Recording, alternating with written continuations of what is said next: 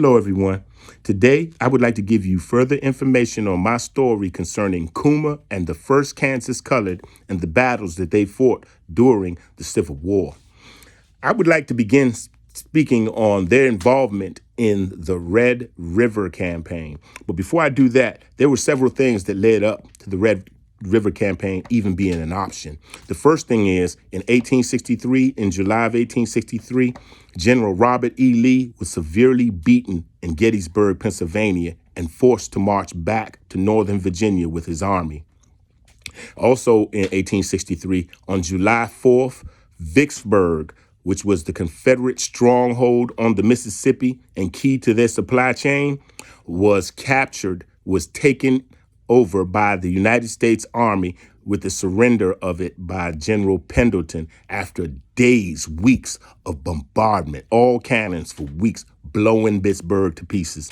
And they finally surrendered on July 4th, 1863, which secured the Mississippi travelway for the United States Army. And the third thing is that both France and Spain had armies in Mexico, and it seemed as if they were going to intercede in an attempt to bring peace in the Civil War, which would have probably left a two-state party like Israel and Palestine.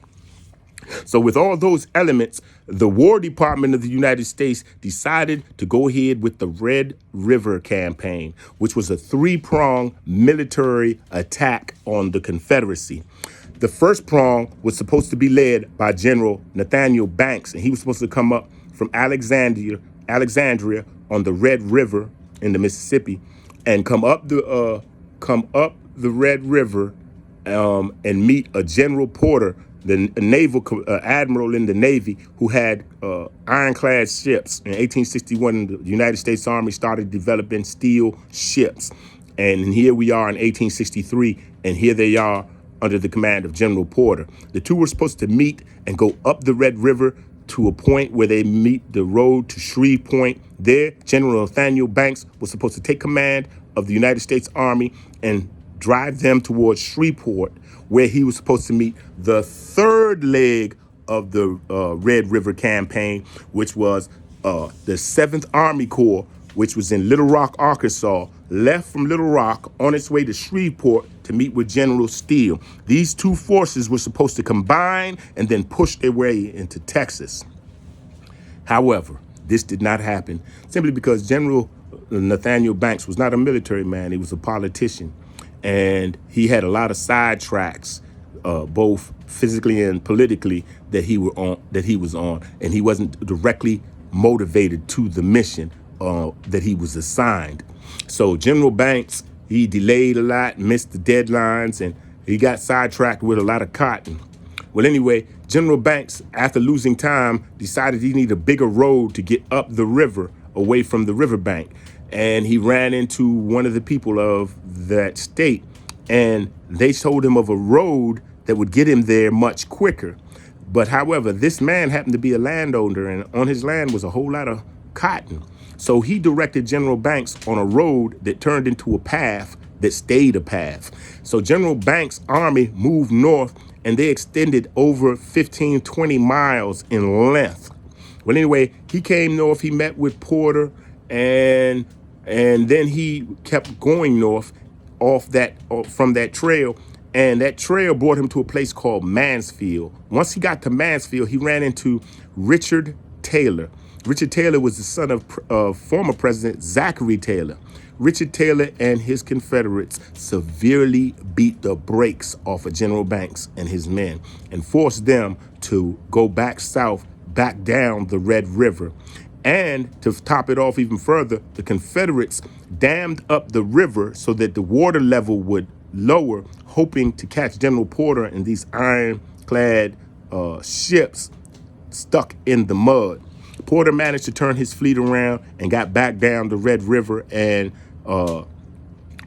Nathaniel Banks, he went back down the Red River. They were both able to successfully escape. However, that third prong that I told you about was led by General Richard Steele, and it was scheduled to leave Little Rock, Arkansas on its way to Shreveport, Louisiana, where they were to push in. And from there, they were supposed to be a mounting platform to march into Texas. And that is the battle that I wish to tell you about concerning the 1st and 2nd Kansas. It had been a real death trap. General Steele, the commander of the 7th Corps, saw this mission. When he heard of this mission, he equated it to be so suicidal that he delayed for 3 weeks before going. General Grant had to order him personally to leave from Little Rock on his way to Shreveport. Now, the events that took place from Little Rock, Arkansas to Shreveport and then back to their next destination is what my next videos will be covering. And they will mainly be from the point of view of Coomer and the 1st Kansas soldiers. There were many Europeans that fought in the Civil War alongside the 1st Kansas and the 2nd Kansas soldiers. They've always been a big contributing factor to them even being able to fight in the Civil War.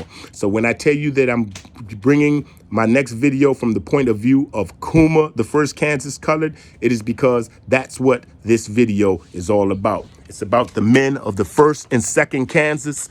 And if I take too long, you can order this on Amazon. It's called Coomer, the 1st Kansas Colored, or you can wait for the free edition, which will be me making another video, and I'll probably make it next week. So until we meet again, you can go on Google and Google everything I just said. And the information I just gave you is all true, and you'll be able to look at it on Google and find it for yourself, just like you will in my next video. Now, the reason I did all that preamble, letting you know, is so that you'll know beyond what's written in the book, because none of that what I just told you is written in the book.